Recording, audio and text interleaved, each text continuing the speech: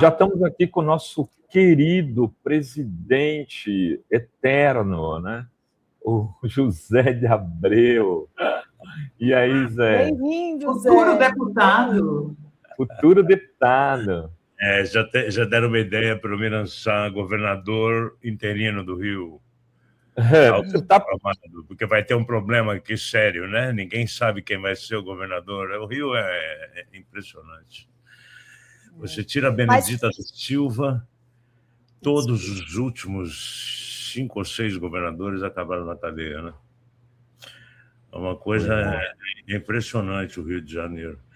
Ao mesmo tempo, estava lendo ontem que o Rio está virando um destino turístico que vai explodir, como a gente sempre imaginou.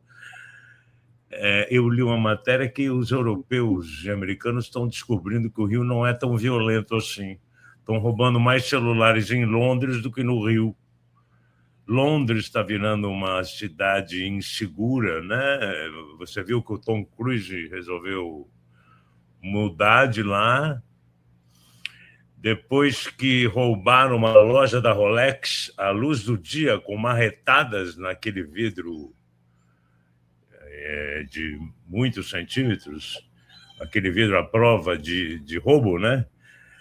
O vidro é uma lâmina, né? Eles conseguiram quebrar o vidro, abriram aquela lâmina e roubaram um monte de Rolex à luz do dia. Esse barulhinho é meu? Eu acho que eu saí do iPhone. Não, é meu. Tá tudo normal aqui. Estamos te ouvindo, tá nos ouvindo? Uma chegada de mensagem que irrita um pouco. Ô, Zé, mas conta pra gente, para quem não está acompanhando, então quer dizer que você já é pré-candidato a deputado federal pelo Rio de Janeiro. O que levou você a decidir? Isso começou há 4 anos, quando o Lula falou em Rovai. Lembra? O Lula pediu, não adianta eleger o presidente, temos que ter um congresso de esquerda, porque senão a gente não vai... A gente está vendo o sofrimento que está sendo para o governo. Eu acho até que as conquistas do Lula estão indo além do que a gente imaginava que ele iria conseguir com esse congresso, né? Pela sua grande capacidade pessoal de negociação. O Lula dizia-se de Juscelino, quer ficar inimigo de JK, não se aproxime dele. Fique no mínimo a 50 metros, porque se ele abrir o sorriso e fechar os olhinhos, acabou. A simpatia dele te ganha. O Lula é uma pessoa muito... Ele ouve, né? O que a gente não está muito acostumado. Você começa a conversar com o Lula, ele não fala, ele fica te ouvindo um tempão, até você esgotar o assunto. Isso já dá uma abertura, assim, para as pessoas. Nós não estamos acostumados a isso, né? Ainda mais um cara uma potência como o Lula que ele vai ficar te ouvindo com atenção. E diz que ele faz isso com todo mundo, né? Se um mecânico vai falar para ele como funciona um motor a explosão, ele fica 10 minutos prestando atenção, depois ele te dá uma aula de motor a explosão. Então, só o fato de o Lula ouvir, eu acho que essa capacidade é que está conseguindo essas conquistas todas, apesar do Congresso extremamente de oposição. Há 4 anos, Rovai, foi o Roberto Cantalice, que era presidente do PT do Rio, que veio com a ideia de tentar me lançar para puxar voto, entendeu? Uhum. O Alberto. O Alberto, Albertinho. Albertinho. E aí o Vadir Damus, que foi deputado federal e tal, fez um levantamento da PEP, aquela lei da Dilma, né? A Dilma fez uma lei da pessoa exposta politicamente. E é uma lei extremamente rígida. E 2 dos meus filhos tinham trabalhos com governos estaduais, municipais e tal, e isso impediria que eles vão ser pessoas expostas politicamente, se eu for acaso eleito, né? Nesses 4 anos... Então, eu desisti por causa disso, porque o Vadir falou, olha, é uma lei muito... Por exemplo, o Globo eu não posso fazer, porque a Globo é uma concessão pública. Os streamings vai depender de cada um, entendeu? Mas não são concessões públicas, então não tem esse impedimento de lei. E... Oi, fala, querida. Não, eu ia te perguntar uma coisa que a gente estava comentando há pouco sobre o discurso do Boulos contra os revolucionários de sofá. Você assistiu? Eu vi.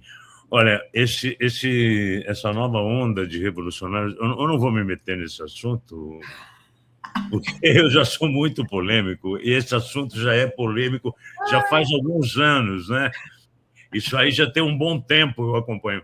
Uma vez eu fiz uma crítica a um senhor e ele me acusou de racismo, porque eu fiz uma crítica. Então eu saí fora, porque eu vi que o caminho ali é um caminho meio difícil de você... Não tem uma firmeza no solo, né? Ele é meio... Não vou entrar nessa... O Boulos se saiu muito bem, né?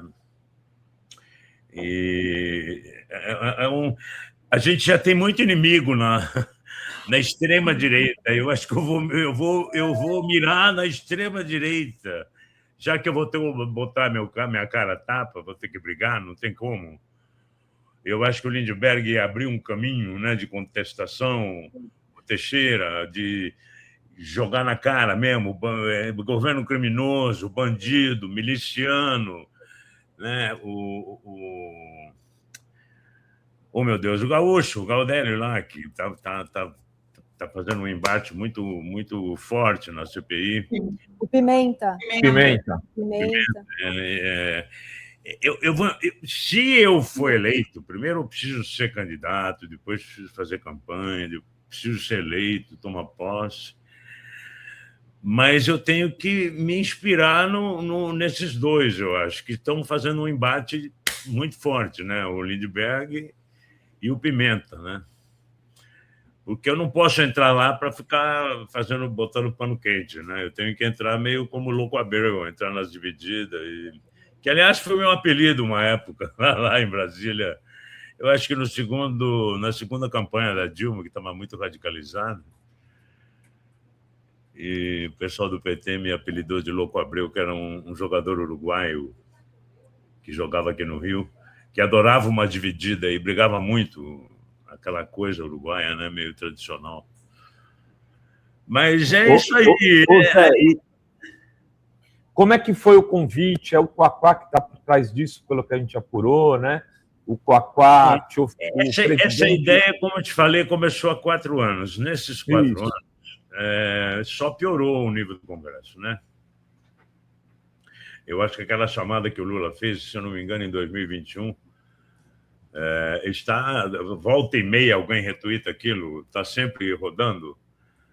Não adianta eleger um presidente de esquerda com um Congresso de oposição absoluta e tal. Então, isso aí ficou na cabeça. Eu falo muito com o Zé Disseu, é um dos amigos mais antigos. Eu falei com a Bené, que é uma pessoa que merece todo o nosso respeito, vai ser nossa candidata ao Senado. Falei com o Edinho, presidente do partido, falei com a Gleisi, ex-presidente, falei com o Quaquá, vice-presidente, e o Quaquá, vice-presidente nacional do PT. E o Diego, filho do Quaquá, que também é meu amigo, eles me convidaram para ser o âncora do programa do PT no Estado, né? Isso significa que eu vou gravar para caramba, que tem 1000 cabeças, né? Eu não sei se o PT vai fazer dobradinha com o Paz, eu não sei se vai ser apoio ou vai ser... Não vai fazer federação, né? Vai ser apoio apenas. Então, acho que o Paz não entra no programa do PT. Mas tem os senados federais e estaduais. Quer dizer, eu vou ter que passar os dias no estúdio gravando cabeça. Porque tem o programa do almoço, o programa da noite e aqueles programinhas, né? Mas eu já fiz o último programa, aqueles programas maiores que tinha uma vez por ano do PT, já no fim do governo da Dilma, do golpe. O Rui Falcão me ligou. Eu estava gravando uma chamada da novela Regra do Jogo. Falou: Zé, vamos fazer um programa do PT e chegamos à conclusão que tem que ser você. Você, o Lula e a Dilma. Aí eu pedi autorização para a Globo, né? Como o programa ia para o ar só uma vez, porque era aquele programa maior. Então eu pude fazer, fui para São Paulo, fiquei lá com o João Santana e a esposa. Eu lembro.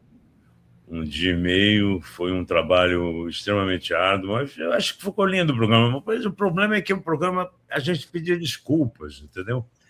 Era um programa, foi muito difícil aquele momento.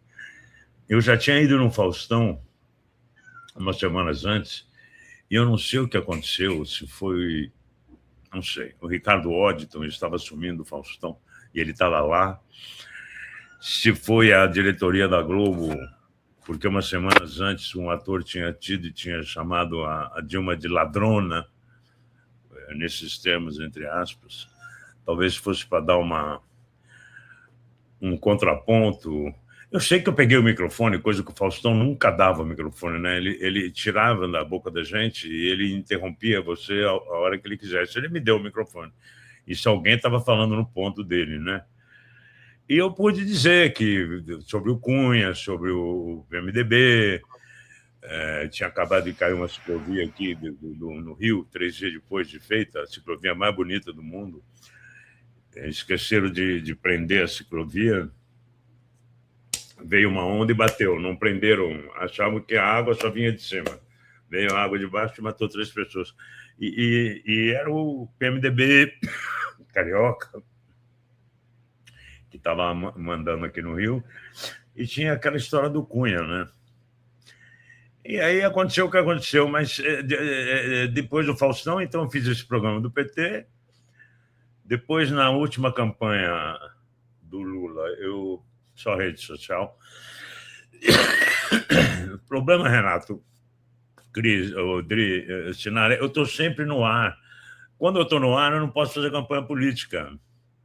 Mas você vai ter que ficar fora do ar, então, agora. É isso? Então, como que você vai conciliar a carreira de ator? O lance é o seguinte, a gente está fazendo uma consulta, porque na realidade, quando é canal pago, como é o caso Globoplay, Netflix, HBO, são streamings, né? Não é... Eu não posso estar no ar na Globo, ao vivo não, mas assim, na novela que está sendo feita naquela hora. Agora, vale a pena ver de novo? Isso não tem como, porque eu fiz 45 anos de novela. Sempre vai ter uma novela minha no ar, não tem como. É um negócio... Não tem... E Zé, quais serão os seus projetos ser eleito deputado? Você vai ser o deputado da cultura? Você vai ser o deputado da mídia progressista? Você vai ser o deputado das causas ambientais? Qual é a sua pauta? Rovai, por incrível que pareça, uma das coisas que eu estou comprometido há 4 anos e mais na minha vida toda é com a reforma agrária. Eu quero entrar de cabeça nessa história de reforma agrária com o apoio do João, do Stedley, do Paulo Teixeira. Eu quero estudar mais esse assunto. Outro assunto que não tem nada a ver comigo, mas que eu acho fundamental a esquerda se meter, é a segurança. Então, meu pai era a única coisa que eu tenho com isso. Meu pai foi delegado de polícia. E quando eu fiz 18 anos, eu fui nomeado extranumerário, que eram aquelas nomeações feitas por deputados e tal, escriturário da Secretaria de Segurança Pública. E como eu batia muito bem a máquina, porque eu tinha feito curso de datilografia, me nomearam como escrivão. ADOC. ADOC é aquele escrivão quando você sobe de cargo sem ter prestado concurso. Você tem os mesmos direitos, mas está escrito ADOC, que não é concursado. Então, eu fiquei 2 anos trabalhando na Polícia de São Paulo. E, obviamente, não tem nada a ver com a polícia de hoje, né? Fiquei outro dia muito assustado ouvindo o jornalista da Globo falando sobre o número de mortes e a proporção de mortes que é cometida pela polícia. É um negócio impressionante, o número de mortes, o número de assassinatos cometidos por policiais. Esse sistema já deu há muito tempo. Quem tem que mudar essa maneira de fazer polícia no Brasil. Quer dizer, Agora, 2 casos em Florianópolis esse fim de semana, terríveis, contra mulheres. Policiais enchendo mulher de porrada. É um negócio... Existe uma outra coisa, que são condenados que não conseguem ser presos. Isso existe e no Brasil inteiro, assassinos livres. Mas, por exemplo, feminicidas são 466, se eu não me engano, feminicidas condenados que estão soltos. Tem que se fazer um mutirão para tentar tirar essa gente de circulação, para que eles não cometam de novo esses mesmos crimes, né? Para que eles cumpram a pena dos crimes que eles cometeram. Por outro lado, é óbvio que eu vou entrar nessa discussão que não sei se vai ser votada esse ano ainda, a lei dos streamings. Se foi votado, não sei o que dá para fazer o ano que vem, né? Mas é uma certa regulamentação do trabalho do artista e técnico, sabe? Está muito jogado. A nossa lei foi para cucuia. A lei, por acaso, foi aprovada no dia 24 de maio de 77, que era meu aniversário. Ainda era ditadura. O Grande Otelo foi para Brasília. É uma lei muito boa, né? Mas ela está jogada às traças. A gente tem que rever essa lei, porque o mundo mudou muito, né? Os streamers, eles contratam as produtoras brasileiras e as produtoras brasileiras jogaram as novelas, as séries, no mesmo modo de trabalho que eram os filmes. Mas o filme você filma, se você for um produtor com pouco dinheiro, você filma em 1 mês. Se você tiver muito dinheiro, você filma em 3 meses. Mas, às vezes, as séries são 6 meses, 8 meses. E o sistema de trabalho é 12 por 12. Trabalhando 5 horas por semana. 5 vezes 12, 60. São 60 horas por semana. Isso no mínimo, imoral. Se você for ver bem a lei, o máximo que o trabalhador brasileiro deve trabalhar são 48 horas por semana. Então, isso é a primeira vez que eu vejo isso, é a primeira vez que eu estou gravando uma série de streaming, e fica muito difícil você trabalhar 6 meses nesse pique, né? Isso é uma coisa que eu quero discutir com as produtoras, que os streaming não produzem no Brasil, né? Eles contratam produtoras brasileiras para produzir os seus trabalhos. Então é isso. Eu tenho conversado com o João, quero me reunir com o Stedley, quero entender melhor essa coisa da reforma agrária. Eu acho que é uma coisa que o PT está devendo para o Brasil, apesar de ontem o Lula ter assinado uma desapropriação muito importante, muito simbólica. Mas eu acho que isso tem que andar mais, sabe? O Stedley sempre reclama, o João e tal, a lentidão da reforma agrária. É uma coisa que, derrubou o Jango, caramba. A gente está falando nisso há quantos anos, né? E não consegue fazer. Então é isso, eu vou ter que sentar, estudar muito, aprender o regulamento, para não ser, que nem o Lula disse, aquele último aluno da classe, aquele baixo clero que fica lá no fundo, com um gabinete a 3 quilômetros o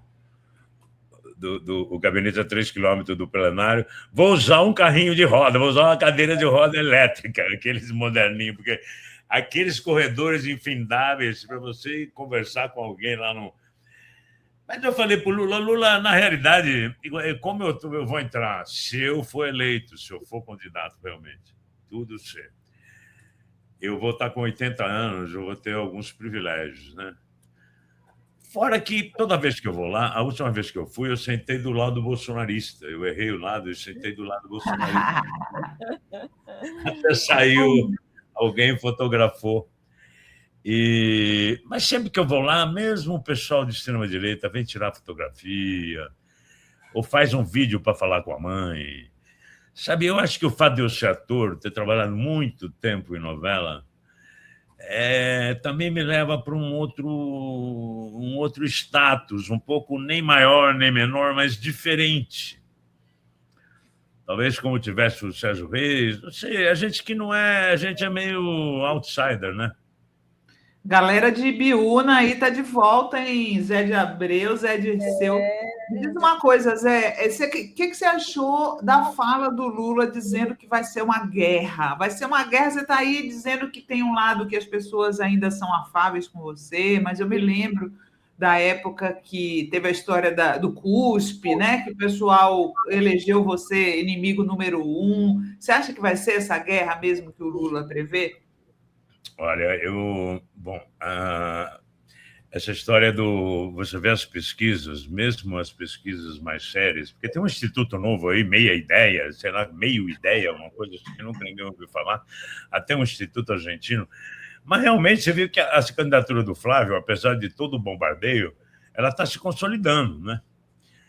Quer dizer, a possibilidade do Lula ganhar no primeiro turno é muito pequena. Pode ser que aconteça. Se houver uma divisão lá na direita, pode ser que aconteça, né? Eu acho que, por exemplo, apesar de ter amigos lá em Portugal, até na campanha, a gente não esperava essa lavada que foi ontem. Ninguém da esquerda esperava que fosse essa lavada. Né, Rovai? Pô, foi Foi muito bom, foi muito bom. Foi muito bom. Uma coisa, eu acho... A maior votação de um candidato desde 1991, desde Mário Soares em 91. O cara deu um couro, né? Como se diz, deu um couro. Deu um couro. Será que tem a ver com o Trump? Será que o Trump está assustando tanto as pessoas? O Bannon falando do Brasil, o Bannon falando do Bolsonaro. O Bannon é que ferrou o Reino Unido, né? O Brexit foi ele que fez. Você sabe que 80% dos eleitores a favor do Brexit já morreram? Eram velhinhos ingleses que ele ganhou no Zap, que você estava falando aí. Deve ser nos grupos do Zap. O Brexit hoje não passaria de jeito nenhum. Quer dizer, na época perdeu em Londres, né? Ganhou no interior da Inglaterra. A minha filha está morando lá. E diz que a grande maioria dos eleitores que votaram a favor do Brexit já morreram. Teve aquele processo da Cambridge, lembra do Bannon? Uhum. Quer dizer, talvez o Trump tenha sido tão... Assim como foi Bolsonaro para a gente, pisou tanto na bola que talvez a situação da extrema-direita fica um pouco difícil. Não sei, é uma análise assim muito primária. Eu quero conversar com uns amigos meus lá que estavam fazendo a campanha e ver qual é essa análise. Pode acontecer do Lula ganhar no primeiro turno, aí seria o melhor dos mundos, né? Agora, a gente vai enfrentar isso... Eu acho que a única pessoa que conseguiu na esquerda foi a Erika Hilton, de uma maneira muito específica, especial. Ela conseguiu, pelo que eu tenho lido, vencer a bolha dos milhões de viewers e tal. Eu acho que a esquerda ainda não temos uma capacidade, porque a gente evita ser filho da puta, né? E eles têm a filha da putice como norma diária de atividade política. E a gente não pode fazer a mesma coisa. Então, eu acho que na internet, nas fake news, o uso de IA, eu acho que eles vão dar um banho na gente. A gente tem que estar muito atento, porque eles não têm nenhum prurido moral. Eles vão a qualquer lugar. Você vê... vota contra o gás. É um negócio de doido. O Caiado outro dia falou: qual é o teu plano? Meu plano é derrotar o PT. Quer dizer, não há plano. A direita não tem plano. O plano da direita é derrotar o PT. O plano de governo. Então, eu acho que vai ser uma guerra no primeiro turno. A gente vai ter que trabalhar muito. Outro dia eu vi o Paulo Tarso falando, aliás, estou lendo o livro dele, Lula Lá e Outras Histórias, muito bom. Eu estou doido para ler esse livro. Já vou convidá-lo para o programa essa semana. Você vai levar ele no programa? Eu ia convidar ele. Você pode chamar também, não tem problema. Não, vamos... Você já chamou? Ele deu uma entrevista anteontem em algum canal aí, não me lembro, e é engraçado, ele fala muito da minha infância, sabe? Quando ele fala do pai dele, pai dele foi o primeiro prefeito de Brasília, né? Nomeado pelo Juscelino. E esse nome, ele fala nos nomes da minha infância. Meu pai era goiano, né? E essa história juscelinista, essa história de levar Brasília para Goiás, isso para um goiano foi a melhor coisa que aconteceu na vida, né? Era trazer a modernidade para Goiás. Goiás era longe, né? Goiás era 3 dias. Para sair da minha terra natal, Santa Rita, e para Goiás, demorava 3 dias de carro, atolava o carro e tal. E tanto que a minha família veio estudar no Rio de Janeiro e nunca mais voltou para Goiás. Alguns ficaram no Rio, outros foram para São Paulo, os irmãos do meu pai, né? Mas, enfim, eu acho que vai ser uma guerra, mas a gente está vestido com as roupas e com as armaduras. A gente tem o casco, tem as costas marcadas, né, Rovai? A gente já apanhou, a gente já foi blog sujo. A Veja, o que a Veja batia na gente. Puta vida, a gente sexta-feira à noite reunido para desmentir a capa de domingo. Nossa, era a bala de prata da Veja. Você vai ser um deputado a bala de prata, aquilo era um também. terror, a gente não dormia de noite. Meu Deus, a gaveta, que dinheirama é essa? A gente mediu e não cabia na gaveta aquela dinheirama. Tinha que medir o dinheiro. O envelopão, o envelopão. Né? Você vai ser um pessoal todo progressista também. Hein? Caramelo tá dando. Caramelo está aqui avisando. Eu estava com um gato aqui agora meando. A minha gata estava aqui meando. Ela adora me... E aí, ó, solidariedade do Caramelo à sua candidatura, apoio dele declarado. Rapaz, e que você essa história do Orelha, ontem, quando eu ouvi a mulher dizendo, é muito terrível, né? Porque a senhora que viu o cachorro, que encontrou, descrevendo o cachorro, me deixou mal de novo. Vixe, Maria, que situação. E é incrível, né? Porque é uma coisa tão... dolorida, né? Da gente... Um adolescente, eu não sei, ninguém sabe quem foi, mas tem um carinha falando em inglês aí, não sei se é verdade, está no Twitter, dizendo que foi ele, que foi uma pancada só, que não teve tortura nenhuma, que era um cachorro de rua. Não sei se é verdade. Um cara que está fora do Brasil, escreve em inglês. Mas essa comoção que aconteceu, eu ainda não entendi muito bem, porque é parecida com aquela do cavalo. Lembra do cavalo que ficou em cima da casa? Eu acho que bate num lado do brasileiro, porque tudo bem, o cão é um animal doméstico, todo mundo tem cachorro em casa, agora um cavalo não é, mas causou mais ou menos a mesma comoção, né? Só que não foi, porque nesse caso é mais duro. Mas a situação da justiça, da polícia principalmente, né? O Ministério Público agora rejeitou o processo, né? Diz que o processo está cheio de falhas, devolveu para a polícia. Mas só o que a gente viu na internet a respeito da delegada, não sei o quê, das implicações políticas. Me lembro um outro caso que teve lá de um estupro e que foi abafado, né? Eu não vou entrar nesse caso aí, mas se vocês se lembram disso, houve um estupro de um rapaz também rico, jovem, e com provas e tudo, e conseguiram abafá-lo. É Santa Catarina, né?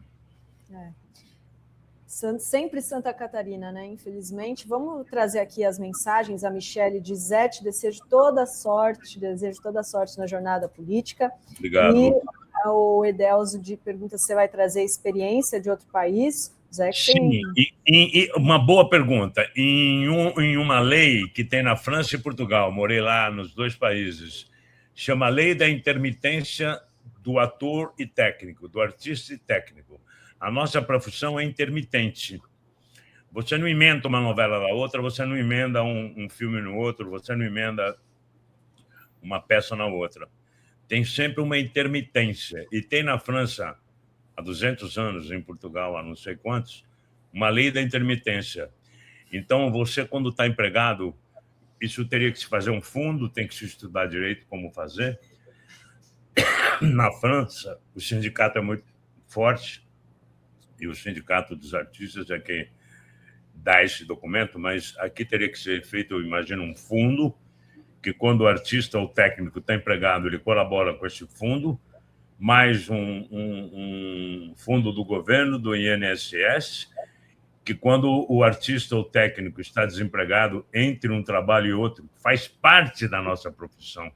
Não é que a gente está desempregado, a gente está entre um trabalho e outro, é assim. A gente recebe um salário mínimo necessário para que a pessoa consiga viver. E quando ele está trabalhando, ele paga um X para ter direito a isso.